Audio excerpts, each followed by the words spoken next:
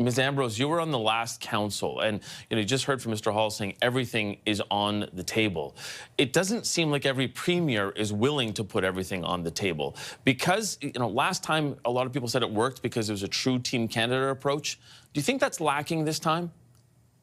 I think, look, if it is lacking, it falls on the shoulders of the Prime Minister because of if anything, the fiscal policy that this government has had over the last 10 years. I mean, let's step back and reflect on where we're at.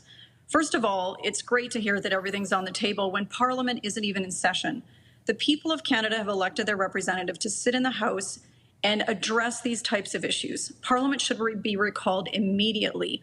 The fact that we're all discussing these issues and lots of smart people are weighing in is great. But here's a thought. The people that are elected by Canadians should be talking about this in Parliament. There is nothing stopping the Prime Minister from recalling Parliament and having those people that are duly elected by Canadians that represent the will of Canadians discussing one of the biggest economic crises in the last decade. And second to that, there may not be this sense of unity because a lot of this falls on the Prime Minister's shoulders. We have a weakened, vulnerable economy, and that is all on him. It's not on President Trump.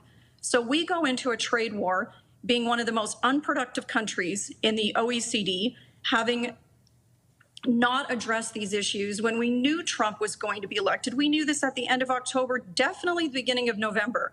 Did we do anything to pivot to make our economy more competitive? No, we did nothing. In fact, we raised capital gains taxes on inventors and entrepreneurs and small business owners, which has been a drain on the economy. We can't attract capital into this country, and we have an issue of productivity and job creation.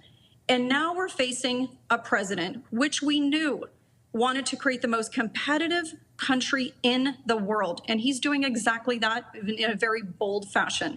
So it's not just about how we retaliate. It's about how we get our own house in order. And how have we responded? We've done nothing to date. I would also say this. Because I'm upset at the way the Prime Minister's run the country does not mean I am pro-Trump or pro his agenda, but I have to ask the Prime Minister, I have not heard him address the issue of fentanyl once. I don't know a lot about fentanyl. I do know that precursors were a problem even when we were in government a decade ago. They continue to be a problem coming in from China into Canada. We know that there's been busts of super labs that are created just for export of fentanyl to the United States. So even if the fentanyl issue is a small one, we have not heard the Foreign Minister of Canada, the Prime Minister of Canada, mention anything about this other than to say we're not Mexico.